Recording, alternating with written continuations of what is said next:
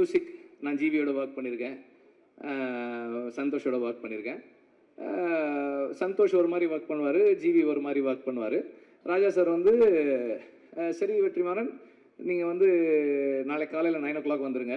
நான் 9:10 போனேன்னா ஒரு இந்தாங்க இதை கேளுங்கன்னு 4 டியூன் ஆல்ரெடி பண்ணிட்டு இருப்பார். அந்த 10 minutesல 4 டியூன் ரெடி பண்ணி வச்சிருப்பார் அவர். And he is very punctual, which is little என்ன சொல்கிறது, எனக்கு அவ்வளோ கன்வீனியன்ட் கிடையாது, அது கொஞ்சம் இன்கன்வீனியன்ட்டாக எனக்கு. ஆனால் இன்னைக்கு காலையில் 9 o'clock வரேன்னா 9:25 கால் பண்ணுறாரு. என்ன வெற்றிமாறன் என்ன இன்னும் வரல? சார் சார் வந்துகிட்டே இருக்கேன் சார் அப்படின்னு அவசர அவசரமாக போனேன். ஸோ எனக்கு வந்து ஒரு அந்த மியூசிக் சைடில் எனக்கு எதுவுமே கவலையே இல்லை. நான் யோசிக்கவே மாட்டேன். அவர் சார் இந்த மாதிரி ஒரு சாங் சார், ஓகே இந்த மனசில் சாங் அப்படி தான் ஒரு சார் நான் வந்து ஒரு சீக்வன்ஸ் பண்ணியிருக்கேன் சார், ஐ திங்க் ஒரு சின்னதாக ஒரு சாங் இருந்தால் நல்லாயிருக்கும்னு எனக்கு தோணுது சார், அந்த சீக்வன்ஸ் காட்டுறேன் அப்படின்னா சரி காட்டுங்கன்னாரு. நான் காமிச்சேன். அதில் இந்த ப்ரொட்டாகனிஸ்ட் வந்து அந்த ஃபீமேல் ப்ரொட்டாகனிஸ்ட் லீட் கிட்ட ப்ரொட்டாகனிஸ்ட் அவன் பேசிகிட்டு இருக்கான். பேசும்போது எனக்கு இந்த இடத்துல பேசலாமான்னு தெரியல, ஆனால் பேசாமல் இருந்தால் ஒரு மாதிரி இருக்குது, ஒரு மாதிரி அன்கம்ஃபர்டபுளாக இருக்குது அப்படின்னு சொல்லி அவன் சொல்லுவான். சீன்லாம் பார்த்தாச்சு. ஒரு 2 days கழிச்சு ரெக்கார்டிங் கம்போசிங் உட்காரலான்னு சொன்னார். ஒரு 5-6 டியூன்ஸ் கம்போஸ் பண்ணிவிட்டு அதில் ஒரு சீன் ஒரு டியூன் டிசைட் பண்ணோம். நெக்ஸ்ட் மார்னிங் அவர் கால் பண்ணார். இல்லை வெற்றிமாறன் நான் அதை யோசித்தேன், நான் வேறு ஒன்று பண்ணியிருக்கேன், நீங்கள் வாங்க அப்படின்னாரு. ஆக்சுவலாக நான் அவருக்கு காமிச்சேன், எனக்கு அந்த சீன் மறந்துருச்சு. இவர் டியூன் பண்ணிவிட்டு லிரிக் எழுதிட்டார்.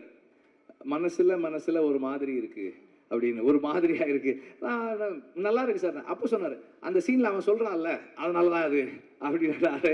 ஸோ அது எனக்கு வந்து ரொம்ப ஆச்சரியமாக இருக்கும். நான் அசிஸ்டன்ட் டைரக்டராக ஒர்க் பண்ணும்போதே நோட் பண்ணியிருக்கேன். ராஜா சார் வந்து ரீல் ஒரு தடவை பார்ப்பாங்க, பார்த்துட்டு நோட்ஸ் எழுத போயிட்டு திரும்பி வந்து இன்ஜினியர்கிட்ட சொல்லுவார், அந்த 24வது அடி 14th ஃப்ரேம்லேருந்து சிங்க் ஸ்டார்ட் பண்ணுங்கன்னு.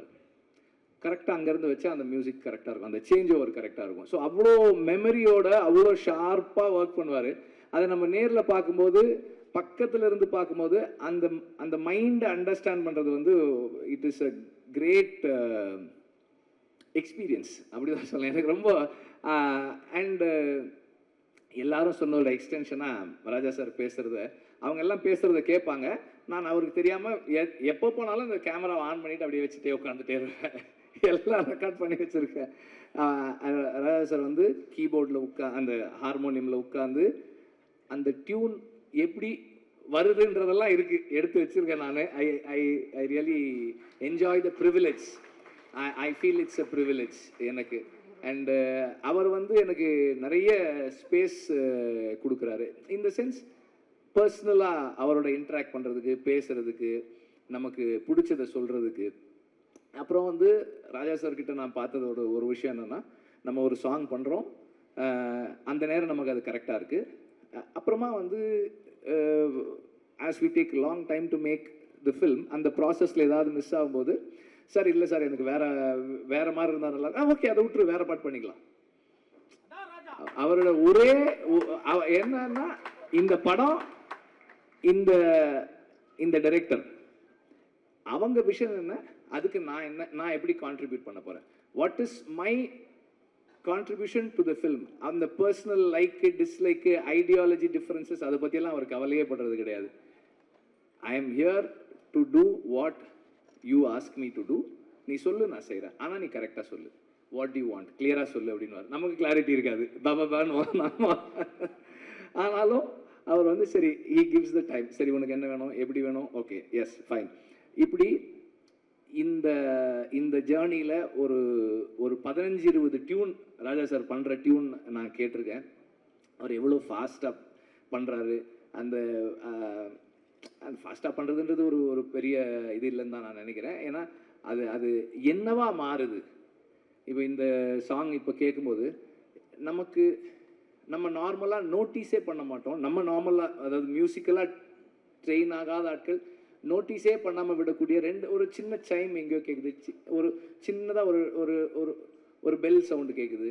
இதெல்லாம் வந்து அது எப்படி அந்த இடத்துல வைக்கிறாரு, அந்த சவுண்டு நமக்கு எப்படி கேட்குது, இதெல்லாமே வந்து ஒரு பெரிய ஆச்சரியம் தான். அவ்வளோ சாங் இருக்குது, மற்ற மியூசிக் இருக்குது, வாய்ஸ் இருக்குது. அதுக்கு நடுவில் அந்த சாங் இந்த சவுண்ட் இந்த இடத்துல வச்சா கேட்கணும்லாம் ஒரு டிசைட் பண்ணி ஒன்று ஃபைனலாக ஒன்று கொடுக்குறாரு இல்லையா?